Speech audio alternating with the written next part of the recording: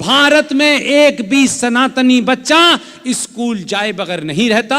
हर बच्चे को आप किताब दे सकते थे, हर बच्चे को आप स्कूल की फीस दे सकते थे। वो दलित है, वो ठाकुर है, वो बनिया है, वो कोई है, कोई बगैर नहीं रह सकता था। हर बच्चे के पास सब कुछ वो होता, वो सरकार की तरफ मुंह नहीं देखता। सरकार आज आपको आलू फ्री दे रही है, कल आटा फ्री दे रही है, हमारे बच्चे 2-2 रुपए में नहीं बिकते। लेकिन ये काम जो आपके हाथ में है, इसे करिए। लड़ाई कई तरीके से लड़ी जाती है, इस तरीके से भी लड़ी जाती है।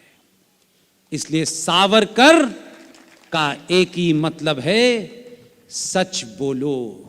आपने सच बोला, 2000 में स्वीकार किया, फिर यूपी में सच बोला, और जब ये 2 सच बोलने लगे तो आसाम वाला और चिल्ला चिल्ला के सच बोलने लगा। इसको कहते हैं, राष्ट्र जब बदलता है तो सत्ताओं की चाल बदल जाती है। लेकिन राष्ट्र जब मक्कार, झूठ, कपटी, लालची हो जाता है तो सत्ताएं नचाती हैं। आज आटा फ्री, कल दाल फ्री, आप उल्टी गंगा बहा रहे हैं। दुनिया में राष्ट्र तय करता है देश कैसे चलेगा, क्योंकि देश और राष्ट्र में इतना ही फर्क है कि देश को सरकार चलाती है, और सरकार के जितने भी अंग हैं, देश के जितने भी अंग हैं, चाहे वो सेना हो, पुलिस हो, जुडिशरी हो, अध्यापक हो, ये सब सरकार की तनख्वाह पे पलते हैं। जितने लोगों को तनख्वाह मिलती है वो देश चलाते हैं। देश चलाने वालों सरकार के पेड़ होते हैं। देश एक भूमि का टुकड़ा है, उसकी सुरक्षा के लिए सेना है, इंटरनल हालात को ठीक रखने के लिए पुलिस है, उसमें न्याय देने के लिए एक न्याय व्यवस्था है। सब सरकार के पेड़ लोग हैं, इसलिए देश छोटा होता है। राष्ट्र समाज चलाता है, उनकी आस्थाओं से चलता है, परंपराओं से चलता है। जब राष्ट्र 2 रुपए किलो चावल की भीख के लिए सरकारों की तरफ देखने लगता है कि पेट्रोल सस्ता हो जाए, कि गाड़ी सस्ती हो जाए, तो आपकी स्थिति ये होती है कि सरकार के एक अंग जुडिशरी में बैठा हुआ काला कोट पहने लोग, जिनको लॉ की जानकारी तो हो सकती है, लेकिन वो आपकी आस्थाओं में भी दखल देते हैं और बताते हैं कि सबरीमला में जेंडर जस्टिस होना चाहिए। दुनिया की कोई इंस्टीट्यूशन भारत के लोगों को ये नहीं बताएगी कि किस मंदिर में कब, कैसे, किस विधि विधान के अनुसार पूजा हो। अगर इसमें कोई समस्या आ गई है, इसमें किसी चीज की जानकारी लेनी है, तो शंकराचार्य देगा, सुप्रीम कोर्ट का काले कोट पहनने वाला जज नहीं दे सकता। लेकिन हम लालची हुए, तो इसलिए सत्ताओं ने आपके घर तक में तय कर दिया है कितनी उम्र में शादी करनी है, कितने बच्चे पैदा करने हैं। आपको लगता है कि 2 बच्चों से दुनिया लूटी जा सकती है, दोनों बच्चों को पढ़ाएंगे, दुनिया के सबसे कॉन्वेंट स्कूल में बनाएंगे। इतना खरबपति समाज है ये। लेकिन पिछले 70 सालों से आपसे एक ऐसा गुरुकुल नहीं बना कि दुनिया के लोग कहें कि गुरुकुल परंपरा शुरू हुई है, ये आधुनिक दौर का गुरुकुल है, इसमें किसी तरह से हमारे बच्चे को एडमिशन मिल जाए। नहीं, गुरुकुल तो भिकमंगे की हालत में बनेंगे, टूटे फूटे से बनेंगे, भूखे नंगे से बनेंगे। लेकिन कॉन्वेंट में आपका बच्चा सबसे आगे बैठे, उसको सेंट स्टीफन में एडमिशन मिल जाए, ये आपकी चाह है। सेंट स्टीफन में पढ़ने के बाद वो बच्चा पैर नहीं छुएगा माँ के, क्योंकि सेंट स्टीफन के पढ़ने वाले को बताया है कि ये जो माँ हैं, ये मदर इन लॉ हैं, कानून के हिसाब से हैं, ये फादर इन लॉ हैं, ये लॉ के हिसाब से हैं फादर तुम्हारे, तुम सन इन लॉ हो, इनके लॉ के हिसाब से हैं। जब ये लॉ नहीं था तब हमारे जो रिश्ते थे वो आजीवन थे। अगर माँ चली जाए, अकस्मात उसका निधन हो जाए, तो माँ की बहन, जिसे हम मौसी कहते हैं, कब वो उस बच्चे को बड़ा कर देती है लोगों को पता नहीं चलता। हम उस व्यवस्था के लोग थे, हम कहाँ से चले थे, कहाँ आ गए। इसलिए अपने आप को पहचानिए। ये समय दोबारा नहीं आएगा, चुनाव होते रहेंगे, कल कोई दूसरा राजा आएगा, लेकिन इस गद्दी का महत्व, इसकी ऊंचाई इतनी ऊंची कर दीजिए कि चचा के वंशज स्टूल लगा के देखें कि कहां है ये। इसको इतना ताकतवर बना दीजिए कि चोर उचक्के लफंगे लुटेरे इस कुर्सी पे बैठने की चेष्टा ना करें। इसका महत्व आपको बड़ा करना है। जो बैठा है वो पूरी कोशिश कर रहा है, लेकिन इस बदले हालात में इसको मजबूत कीजिए। ये दो संस्कृतियों का मिलन है। एक भगवान राम की संस्कृति है और एक शाहजहां की संस्कृति है। हम जिस संस्कृति के बाग हैं, भगवान राम 4 भाई थे, शाहजहां के 4 बेटे थे। दोनों की संस्कृति का फर्क आपके सामने रखता हूं। भगवान राम को राज्याभिषेक हुआ, उनको राजा बनाया जा रहा था। वो राजा बन के राजकाट की तरफ बढ़ने वाले थे कि एकदम उनके परिवार में हुक्म हुआ कि राम तुमको राजा नहीं बनना है, तुमको जंगल वनवास जाना है। राम ने 1 सेकंड नहीं लगाया और कोई सवाल अपने पिता से नहीं पूछा। उनका आदेश हुआ, खड़ाऊं उतारे, अपने छोटे भाई को दिए और जंगल की तरफ चले गए। और सनातनी हिंदुओं को सीखना चाहिए, भगवान राम जब उनको वनवास हुआ तो उनके शरीर पे एक कपड़ा और एक नीचे अटैची भर के कपड़े लेके नहीं गए। उनके पिताजी राजा थे, रास्ते में हजारों राजा रहते थे। किसी के घर पे जाके सुनते और कहते यार पिताजी का दिमाग सटिया गया है, मुझे उन्होंने जंगल भेज दिया है, यार मुझे अपने यहां रख लो। नहीं कहा उन्होंने। और यह भी बात बता दूं आपको, जो लोग भगवान की बड़ी बातें करते हैं, आदर्शवादी बातें करते हैं, वो आधी करते हैं मक्कार। कायर आदमी से कभी बहादुरी की बात सुनने को नहीं मिलेगी आपको। भगवान राम जब जा रहे थे जंगल तो धनुष बाण लेके गए। चिड़िया का शिकार करना था क्या उनको? वो जानते थे जिहादी पागल कुत्ते मिलेंगे जंगल में। वो भगवान जो मर्यादा थे, भगवान जो भगवान थे, जब वो जंगल से निकले हैं तब तक वो भगवान राम थे। जंगल में गए और जब वो आदर्श भगवान जिनकी हम पूजा करते हैं, आधी पूजा करते हैं और आधी पंडित जी आपको बताते हैं, एक ही पक्ष बताते हैं। समग्रता में पूरा बताना चाहिए, आधा नहीं बताना चाहिए। वही आदर्शवादी भगवान राम जिनकी पत्नी का अपहरण हो गया था। अपहरण होने के बाद जब वो समुद्र के सामने करे, हाथ जोड़ के जब उससे रास्ता मांगा, समुद्र ने रास्ता नहीं दिया। बड़ी सारी रिक्वेस्ट की, बताया कि मैं क्यों जाना चाहता हूं, लेकिन समुद्र तो अपने मद में था। लेकिन जैसे ही उन्होंने धनुष बाण ताना, समुद्र अपनी औकात पे आ गया। हाथ जोड़ के कहा रास्ता ले लीजिए। इसलिए जिहादी पागल कुत्ता जो है वो धनुष बाण तानने से मरेगा, आपकी प्रार्थना करने से कुछ फर्क नहीं पड़ने वाला। अगर भगवान मर्यादा पुरुषोत्तम राम उस वक्त बाण लेके घर से चले थे तो आपको फरसा लेके निकलने का किसने मने किया है? क्योंकि आप जानते हैं हर गली में एक पागल खड़ा हुआ है। अगर वो ये मानता है कि आपकी गर्दन काटना उसकी किताब का कहना है, तो आपकी किताब ने भी आपको समझाया है कि धनुष बाण जो है वो चिड़िया मारने के लिए नहीं है। और आदर्शवाद की बात करता हूं तो भगवान राम भी 4 पुत्र भाई थे और शाहजहां के भी 4 बेटे थे। भगवान राम ने अपनी खड़ाऊ रखी, पाप से एक शब्द नहीं कहा और सीधे जंगल में चले गए।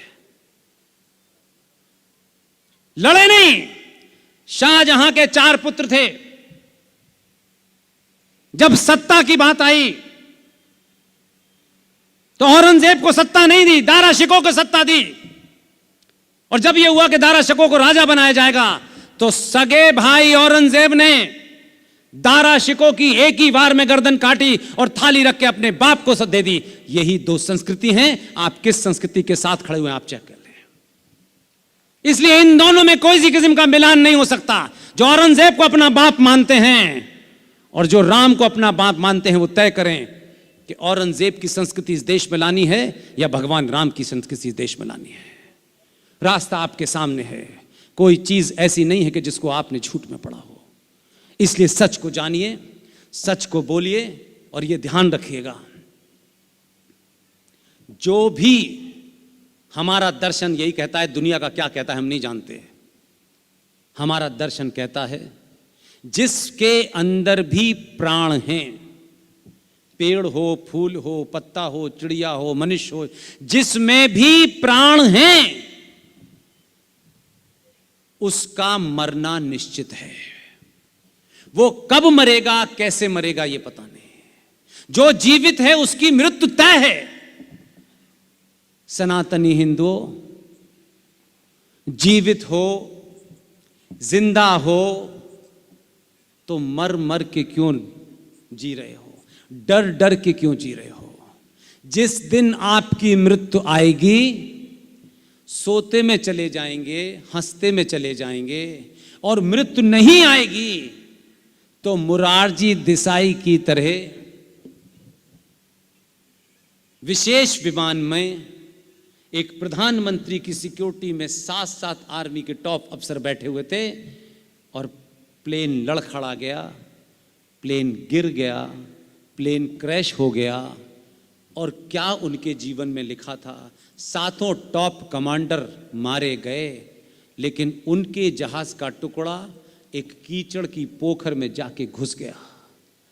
उसमें से वो निकले, सब कीचड़ में सने हुए थे, कहाँ कहीं दूर दराज में। उस वक्त हमारा कम्युनिकेशन इतना हाई नहीं था जो अब पता चल जाता है 2 मिनट में कि अमेरिका में कौन सी मैगी आई है। वो कीचड़ में सने हुए बाहर निकले तो कुछ कुत्ते भौंक रहे थे। वो बेचारे ढूंढते रहे कहीं कोई दिख जाए।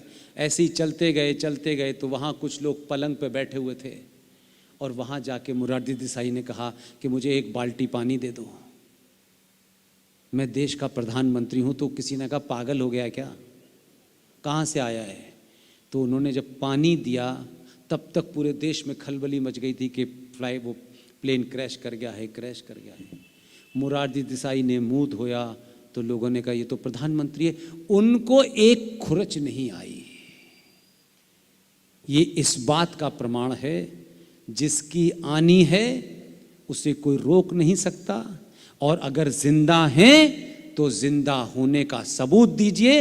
ये मर मर के जीने से अच्छा है मर जाइए। इसलिए आपकी मेरी सबकी मौत निश्चित है। अपने मरने से पहले ऐसे मत जाइए कि आपके बच्चे कहें हमारे बाप 150 साल तक जिंदा रहे, लेकिन झूठ, डर, इसके अलावा उन्होंने कुछ नहीं किया। उनका कमाया हुआ धन अगर आपने अपनी औलादों को अच्छी शिक्षा नहीं दी होगी तो रेमंड के मालिक की तरह माता पिता मुंबई के मीराबाई रोड पर फुटपाथ पे बैठ करके भीख मांगेंगे। जो रेमंड का मालिक गौतम सिंघानिया, हिंदुस्तान में जिसकी तूती बोलती थी, उसके माँ बाप चले जाइए मुंबई के मीरा के रोड पर फुटपाथ पे खाना मांग के खा रहे हैं। जिन्होंने इतनी बड़ी एम्पायर खड़ी की, उनके बच्चे ने अपने सामने उनको घर से निकाल दिया। ये सबके भाग्य में लिखा हुआ है। अपना कर्म कीजिए, अपने आप को पुरुषार्थी बनाइए, अपने संस्कार दीजिए, और जो फौजी का काम है फौजी को करने दीजिए। अगर पागल कुत्ता आ जाएगा सामने तो मंत्रों के उच्चारण से नहीं जाएगा, उसके सर में गोली मारने से ही समस्या निपटा जाएगा। इसलिए सुभाष चंद्र बोस, आप में से कम लोग जानते हैं, दीवार पे लिखी हुई नारा पढ़ लिया आपने, हम दो हमारे दो, यही लिखा था। कुछ लोगों ने कहा कि लिखते रहो, हमें क्या फर्क पड़ता है। आपने उसे आत्मसात कर लिया कि भाई 2 ही बच्चे होने चाहिए, क्योंकि 2 होते हैं तो अच्छी शिक्षा देंगे। शिक्षा अच्छी देने से उसको बड़ा पद मिल सकता है, आप ज्यादा सुविधा से रह सकते हैं। लेकिन उसी स्लोगन को आपके साथ रहने वालों ने पढ़ा। उन्होंने कहा हम 2 हमारे 2, बाकी तुम गिन लो। अब आप कह रहे हैं कि सरकार यूसीसी क्यों नहीं ला रही? कानून से बच्चे रुकते हैं। सुभाष चंद्र बोस 12 भाई बहन थे, लेकिन सुभाष को पूरी दुनिया जानती है, 11 को कोई नहीं जानता। आपको बीमारी है, आप इस देश को छोड़ रहे हैं। हर दिन आप जमीन छोड़ रहे हैं। इसलिए इतने लालच में डूब गए हैं आप और ये नेता और ये तमाम संगठन। सच पता चल जाएगा तो उनका गलेवान पकड़ लेंगे। चंदा लेने कैसे आए तुम, क्या करते हो इस चंदे का? इस डर से नहीं बताना चाहते। ना मुझे आपसे कुछ चाहिए, ना मेरा कोई एजेंडा। मैं जिन्हें जो राह चुनी है, न मैंने किसी से पूछा है, न मैंने किसी को जवाब देना है। इस मंचों से जब तक जीवित हूँ तब तक अपने जीवित होने का प्रमाण देता रहूँगा। आप सब ने इतने धैर्य के साथ मुझ जैसे साधारण आदमी को सुना, क्योंकि गुजरात में तो आप प्राइम मिनिस्टर से नीचे किसी को सुनते नहीं हैं। मुझ जैसे आदमी को सुन लिया है। मैं तो कहीं किसी ज़िले का एक नेता भी नहीं हूँ। इसलिए मैं मानता हूँ आप मुझे सुनने नहीं आए हैं, आप मुझे देखने नहीं आए हैं। आपके दिल के अंदर, आपके मन मस्तिष्क के अंदर लगातार एक वैचारिक क्रांति है। आप उस शत्रु को जानना चाहते हैं जिन्होंने आपको अपना बना करके आपको लूटा है, आपको मूर्ख बनाया है। आप उन समस्याओं का हल ढूंढ रहे हैं कि क्या कारण है कि हम दुनिया के सबसे पुरानी सभ्यता के मानने वाले, हम ईमानदार, हम चींटी को मारने से पहले भी 10 बार सोचते हैं, और आज हमारी बेटियां चौराहे चौराहे उनकी गर्दन काटी जा रही है, और हम खबर 10 सेकंड की देखते हैं और सो जाते हैं। आज हमारे बेटों को मारा जा रहा है। क्या कारण है? उसका हल मेरे पास नहीं है। लेकिन मैं फिर आपसे कहता हूं, सच जिस दिन आप बोलेंगे, ऊंट की पीठ पर बैठ करके खजूर तोड़ने वाले वापस टेंट में चले जाएंगे। इसलिए अगर इस सभा में आपने अपने जीवन के 2 घंटे 3 घंटे अगर बिताए हैं, तो इसको ये मत समझिएगा कि आज एक एंटरटेनमेंट हो गया, आज हमने ये जान लिया और मोदी से कल से कहेंगे ये कानून बनाओ। नहीं, सत्ताओं को अपनी सामूहिक शक्ति से, सनातनी जिस दिन भी अपनी सामूहिक शक्ति का सार्वजनिक प्रदर्शन करेंगे, सत्ताएं आपकी चौखट पे नाक रगड़ेंगी। बहुत बहुत धन्यवाद। Thank you very much.